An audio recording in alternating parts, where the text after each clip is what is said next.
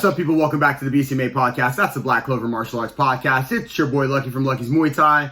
This is episode number 39. In this episode, we are going to talk a little bit about the WMO, the World Muay Thai Organization, who had fights here in Miami last weekend, and we had a fantastic time. We'll talk about that.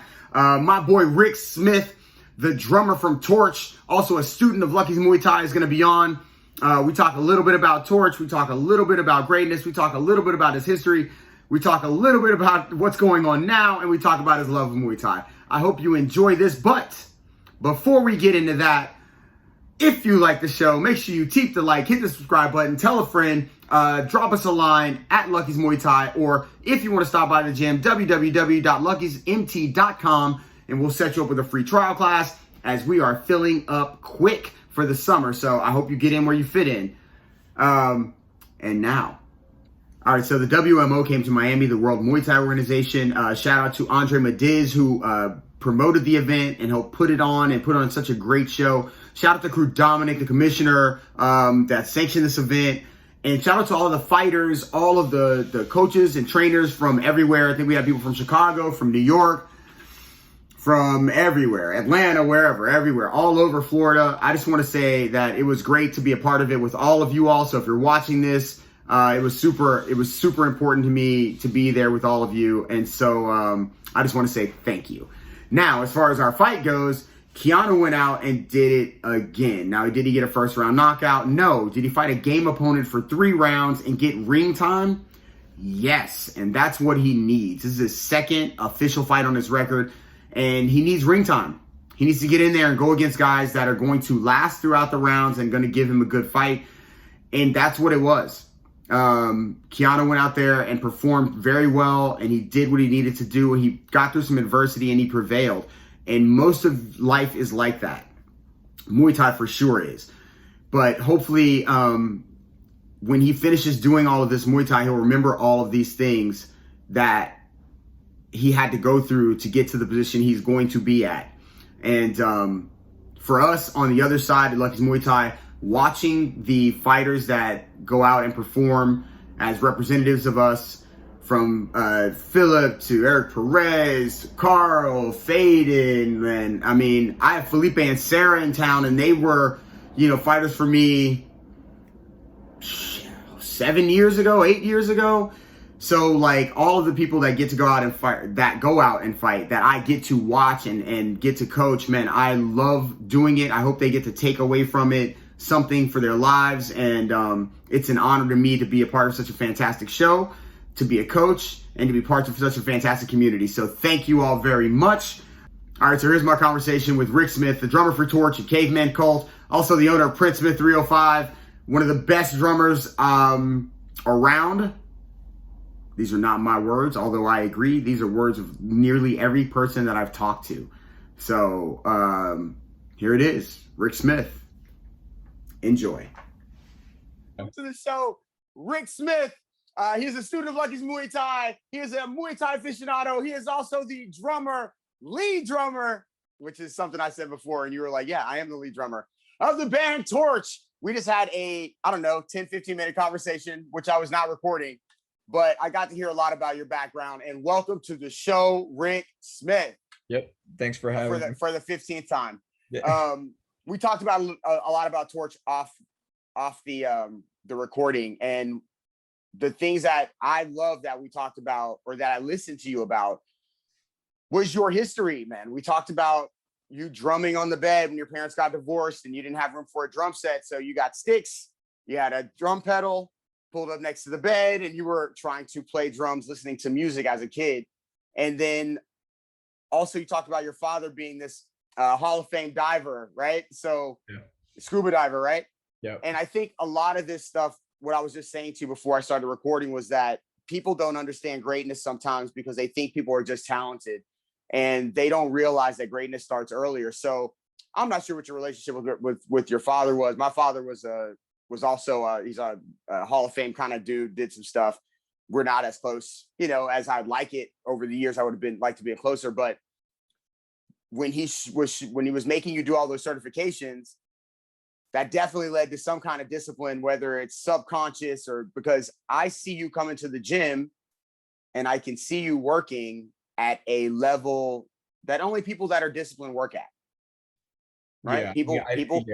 I get. I mean, I really the real discipline was when I had to work on boats with him, I'd say, and when I had to work in the dive shops, because it was, especially the dive shop, because when I had the dive shop job, it was like probably teenage years, and I lived by the airport, out in off of 36th Street, and kind of right near like 36th Lejeune Road and 36th Street was my hood. Like I lived right by there. And my dive shop I worked at was on the other side of the airport on 72nd, like Milam Dairy Road, like in the warehouse district. It was like it was people's first stop. It was a place called Florida Frogman. It was like everyone's first stop off the plane, straight to a dive shop that certified people and everything, and sets them up with dive trips, so they worked with all the boats. So my dad was one of the people. My dad certified Rick Barocas, the guy who was my boss there, so wow, that's crazy. So Rick Barocas was going to certify me. My dad wouldn't certify me because he was like, he didn't want to be too hard on me because he knew he would be. So he had Rick certify me, and my dad is also Rick, so there's a bunch of Ricks, and yeah. So when I was working on that stuff, that stuff gives really, you the discipline, big time. Yeah. So what happened in those years though was that I started doing the double time. It wasn't just like, oh, school's out for the summer and now I can just go on a couple dive trips in the morning with my dad and have the rest of the day off. It was like, no, I gotta be there at 7 a.m. to open up this dive shop, and then at 1 o'clock I would go into the study room and have to read books about open water, stuff, and cave diving and every other thing you can imagine. Like I'd have to read books about all this stuff, and then I would do like tests, and then I'd go right back to work. And these days were like all day long, and I was like a teenager. I was probably like 14 at the time, and I was That's pissed. crazy. I was pissed. I didn't want to be in the dive shop. Plus, like riding bike to the dive shop, it was a long bike ride every day in the heat. And then like my boss was a dick, I mean, I love the guy, but like it was tough love. But like, he'd be a total asshole to me, and I'd be like, dude, I'm on a bicycle, man. Like some days it would rain. I'd go in the rain. Nothing ever stopped me, So yeah, but man, I'm telling you, this thing is just that Book of Five Rings. It's that Miyoda Musashi. Once you find out how to be great at one thing, it lends itself to being great at other things. So, you become disciplined by working so much at the dive shop, having to be there early, having to ride your bike, having to do all this work, whether you wanted to or not. I mean, obviously at 14, nobody wants to be spending their summers working. However, when you actually started playing the drums, I think some of that bled into that. You become obsessed with the thing. We start working at it. You talked about playing drums on the low, right? Just, sort of being a roadie and doing things on the low, selling merch for the bands. And then like, hey, by the way, y'all, I drum. Yeah. And they're like, what? They remind me, I don't know how we got to get into Kanye West here, but Kanye West at one point was just producing records. And he was like, yo, I rap. They were like, you do what? Nah. And then he ends up putting out a bunch of, good rap albums. I'm not sure what he's doing exactly now, but, all of that was working behind the scenes, doing the work while they're thinking you're not doing it, or that they don't know that you're doing it. And then one day going, look, I've been working this whole time. Yeah. And people can appreciate it and see it. And I see it now in the gym every time you're there. I'm not trying to, toot your own horn. I'm just I'm just trying to tell you, man, for real. Every time you're there, you're pouring sweat, working on techniques. I mean, this is how you become great at this. Yeah. I mean, the whole dive, or when I was learning discipline at the time at the dive shop, having to do those long days, the other side of that actually, which just adds even more, I guess, validation to the whole, building on greatness, being like learning discipline. Like the only reason I was working that job too, because I didn't really want to do it, but my Uncle Dave told me if I worked the job, he'd give me a better drum kit, like something, he'd give me something, but the problem was there would be no hardware or cymbals. He would just buy me some badass drums, just the drums, and I got to work to build myself a rest of a kit, So I was like, okay, well, you know what? I'm gonna go to work and I'm just gonna bust ass, and I'm also gonna save all my money all summer. And by the end of that summer, I had a full drum kit because it was like, I guess when you really want something. I was just about to say, it's because you wanted it. Like you Yeah. really wanted it, man. I mean, and just when I first started going to the gym, I really just let's talk about that real quick though. How did you get into coming to the gym? What brought you to Lucky's Muay Thai? I mean, well, Jacob's my boy forever, like Yeah. so Jacob, I printed shirts for y'all. That's actually the beginning of it. Like Jacob hit me up and was like, hey, I want to get some shirts printed for my gym and whatever. It's like, oh shit, all right, that's badass. Like I'd love to do it. So I printed the first shirts and I came in and I told him, oh yeah, like I'd love to train, man. Like me at the time, I can tell you it was bullshit. Now, being completely honest, I was just like, yeah, I'll come and train. I had no idea how hard it was going to be, you know. I also at the time was like not living a lifestyle of like, this was me on my downtime in between tours, and when I wasn't on tour, I wasn't doing anything productive, I was going out to bars and drinking a lot with my friends and shit, and Hey, just having fun, but Yeah. I mean, it's just such a far reach from how my life is now. But like to think, yeah, it's like I was in no shape to go in there and think I could just like boss through some workout with him, And maybe that's your spirit though. You know what I mean? Sometimes your spirit tells you to do things or say things even. Yeah, Subconscious, you're saying things you don't even know why you're saying I want to come train. You're like, I want to come train. But you're like, why am I saying that? Yeah, And I then, mean, I knew it would be good for me. Like, like I knew there's nothing you can lose from going and training in a Muay Thai gym. That sounds fucking great. Like, I'll go do that. But like, I also, first class, the first time I had to do 50 knees, I was about to throw up, a jumping rope. I was going to throw up, jumping rope. Yeah. Jumping rope, just, you don't jump rope from the time you were like in high school to 15 years passes, and yeah, you really feel. I felt like, oh shit, like I'm in way worse shape than I thought I was. Because I used to always think like, oh, I'm a drummer, I drum for an hour, like high intensity, like loud, like then I'm loading heavy gear up and downstairs. Right. I'm not doing stuff, but like I'm not doing like a real workout like how we do in the gym. Yeah. So that first workout in the gym with Jacob nearly killed me. I couldn't walk for 3 days. Like I was sore all over, and my brother was laughing at me, man. This is all right. So my brother's gonna come into this too, which is funny. Like, shout out to Dave and Jacob because I missed it. Shout out to Dave and Jacob, man. Yeah. All right, go ahead. And but my brother was laughing his ass off at me. He's like, look, this guy goes to Muay Thai once and then now he's a fucking cripple, and I'm like, dude, you should go try it. It's really hard, and Jacob was like, yeah, come back. And I never did. But then a year later or something, I printed some more shirts for y'all. And I said, same thing. Oh, Jacob, I'm going to come in, and I did. And I came in and I did 2 classes with Jacob. And after and both times nearly killed me. And I was like, man, I can't like walk. I get up in the morning, my legs are so sore, I can't walk. And this happened a few times. I feel like I'd come in and it would last 1 class, 2 classes, then you wouldn't see me for 6-7 months, Right.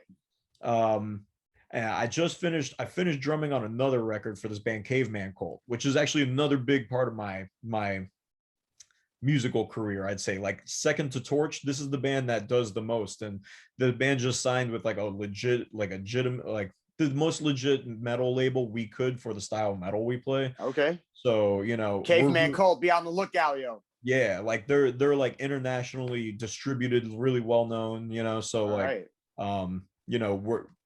I recorded a record for Caveman Cult here at my house. Actually, we recorded everything here, like with the help of my brother. He did some mic placing and stuff on drums and stuff, because my brother's a whole other story. Like I want to chat with him at some point too. He's like a sound guru, and you should see his whole home studio setup is like he's on a whole other thing, like but so he helped me with this recording. We did the recording here. I did all the artwork myself. We did band promo photos ourselves here. Like the band's kind of like it's a real group effort. Everyone writes music for the band, but like the artwork and the look of like us, because we have a look in the band and everything too, it's like we're all in character. I can't wait to see it though.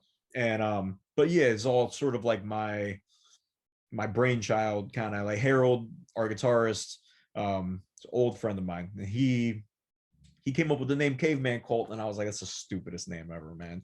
I told him he should come up with a better name, but he was bent on the name, and I was like, okay, well, if it's gonna be Caveman Cult, then like I got to do the art and make it look like Caveman Cult. Yes. Got to look mean because it's the only way, you know. So I did all the art, and I kind of like have been doing. That's been my baby, kind of doing the Caveman Cult stuff. For Torche, it's like I did the art for the first Torche album. I did art for I did art for a few things with Torche, but like plenty of times I just give it to somebody else and let someone else deal with it, you know. Right. It's bigger production to deal with, and I don't know, like dealing with labels and the deadlines. I'm like, you know what, man, like I got other stuff I want to do, let somebody do it. But with Caveman Cold, I like love to do it. It's like fun for me. It's basically like the death metal equivalent of like a really bad or really good B horror flick, you know. It's like really extreme, kind of lo-fi. Yeah, And man. just gnarly. I'm gonna check it out. That's great. But yeah, the new I'll send you an advance of the new record so you could hear it. It's the fastest. It's unrelenting. The whole record is me playing as fast as I can play, and it doesn't let up. Like it's just fast the whole time. Oh yeah, I need to check it for sure. So it's definitely like one of these things. I was like, this is gonna be our like Rain and Blood. Like for Slayer fans, that's the one. Like this is gonna be ours. It's gonna be the minute it kicks in. It's just going to be speed and just destruction for like the whole album. And it really is. It's like, I laugh at it. Like, for me, it's funny, you know.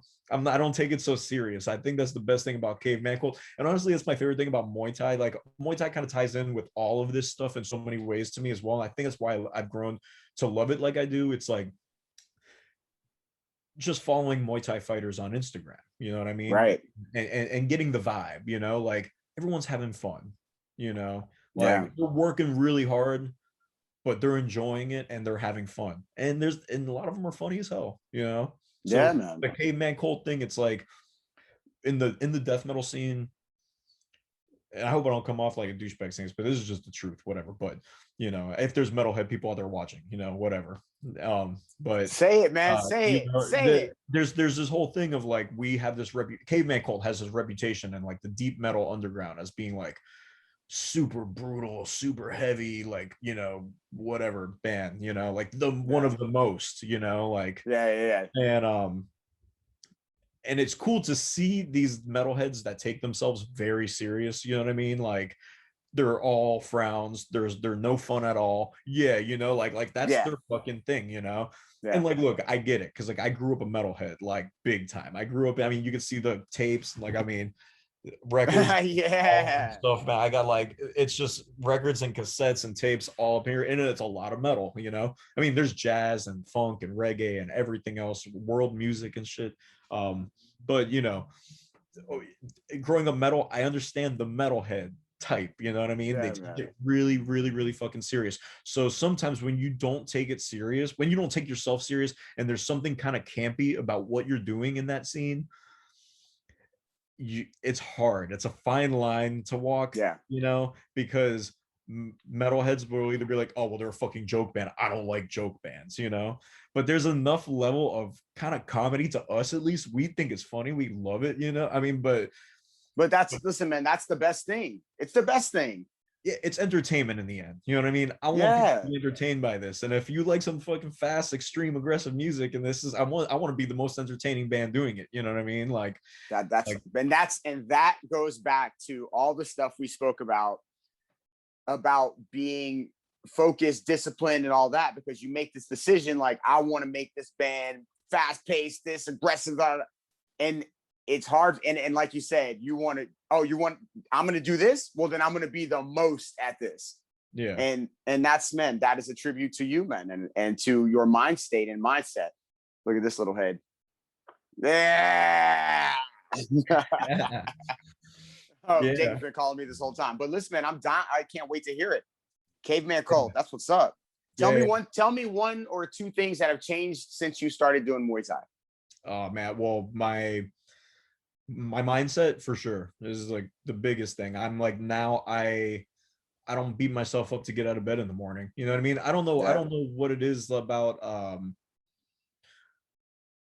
Because there is a mentality that comes along with it. The more you do it, you know what I mean? Right. Like, I feel like the way I approach my day is different, just in general. You know? Like, I used to get up in the mornings, stretch my sleep to the very last minute, Oh, for get sure. up, get up and just rush out of bed and try to start getting in that zone. But like it always felt a little painful. You know what I mean? To get Yeah. up and have to like go get my coffee and go to work in the morning or something, you know? Um, Now it's led me to live a cleaner life. So I think that's part of it. I don't drink like I used to. I used to go out and have drinks with my friends.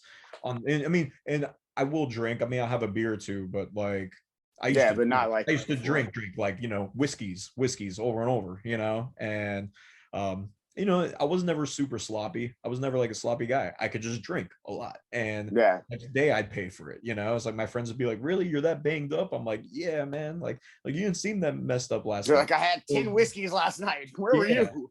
it's the Yeah. worst. Yeah, I mean, but so I don't miss that, and I think Muay Thai's completely gotten me out of that lifestyle. I want to live.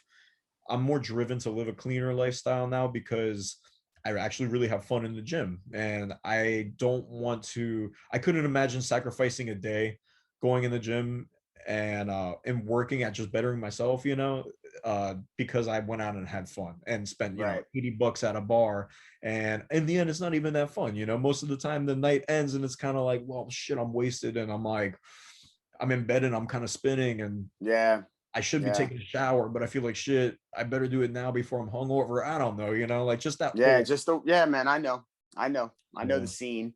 So it's But changed. It's changed that big time. I I'm mean, really happy, man. I'm really happy. I think, that's always been something that I've tried to instill throughout this whole thing, because I think that it's important to everybody that walks into that gym to understand that just because they're at this Muay Thai gym doesn't mean they have to fight anybody. It doesn't mean they have to do any of that stuff. That it's primarily there for your mental and physical health.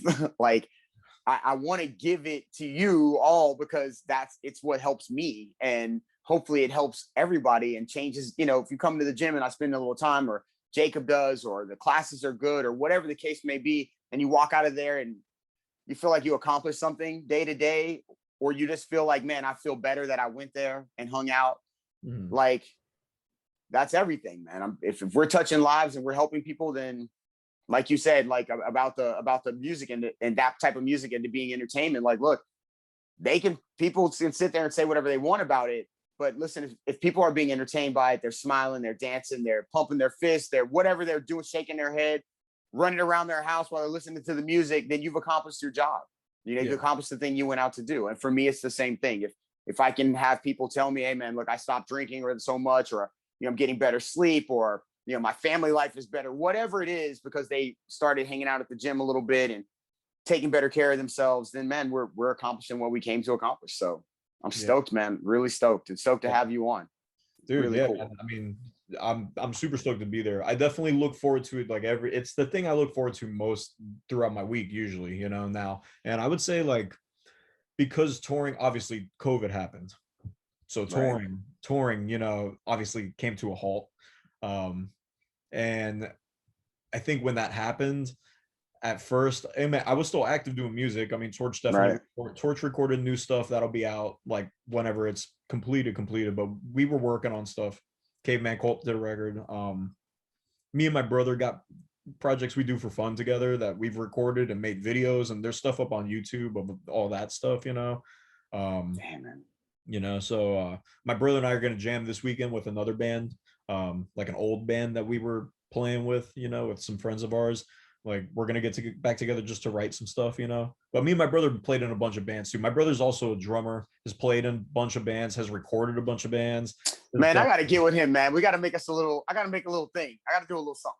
Yeah, dude. My brother's the type that won't mention any of the stuff he does. Like he's super DL about everything, Yeah, but yeah. he's extremely prolific, man. I mean, he has tons of releases of his own solo music and things Man, I that. like that dude, man. You got to talk more to me about this stuff. I got to find out what's going on. I'm about to dig in his brain and find out what's happening. Yeah, dude. I mean, he's a super interesting guy, man. I mean, for real, he's my best friend Every in the time I world. talk to him, I'm like, wow, wow, wow. All right. So Yeah, yeah, man, I'm with it. Yeah, because I mean, he's like, yeah, he was always like that though too. You know, we grew up together, like, playing in bands. He toured with Torch, at, like doing merch for us for years. There's another band called Shitstorm, which Yeah, is everybody in Torch, but the singer switches out for my brother. that's crazy. So, and that's like extreme sounding as well. But yeah, yeah. There's, you know, yeah, he's into a bunch of shit. He's interesting. You should definitely talk to him for sure. I will, man. Listen, tell everybody where they can find you, the music, what, and give them all, because I'm gonna put them at the bottom or around. Yeah, yeah, yeah. So Torch you can find on Instagram, and the Instagram handle is torch_band. Okay. The print shop you can find, and that's Printsmith 305, all one word. The letter, I meant the numbers spelled out 305, and um, and then Caveman Colt is super underground, and there's no Instagram or any website at all actually. So that's the other thing about that, is no website. So that's some deep, you just have to Google search and you will find. Okay, all right. So yeah, you could Google search Caveman Colt if that interests you at all. And really need to put some kind of like, I mean, you could look up Rick Smith Torch on discogs.com, which is discogs.com. And if you click my name, it should take you to at least most of the things I've played on for different bands, like across genres and stuff. All right. So you can definitely check out all the music stuff there, and you can catch me in the gym. Yeah. As days a week as I can be. Yeah, man. I'm not gonna make you fight anybody, at least not right now. Maybe down the road. Yo, this man is we're gonna go from the beginning, right? This man is a diver, a drummer, a merch seller, a life changer. Yo, this man has done everything, and I'm super stoked to and honored to have you on and be able to chat with you about everything that you've done. If you need some real dope printing, this is not a joke. Besides being one of the dopest drummers ever, he's got one of the dopest print shops ever, right? Printsmith 305, they make the dopest stuff. So make sure you check them out. Check him out. This is Rick Smith of Torche and Caveman Colton, Printsmith 305, and Lucky's Muay Thai. We love you, dog. Thank you. Oh yeah, thanks. Oh bro. Yeah, by the way, did you have a good time at WMO? Oh, it was great. Yeah, man. Yo, it was super hyped to watch Key win. That was off the chain. Yeah, man. We got more coming, so stay tuned, brother. Yeah, hell yeah. Cheers. All right, man. I will see you soon. Yes, sir, bro. Peace.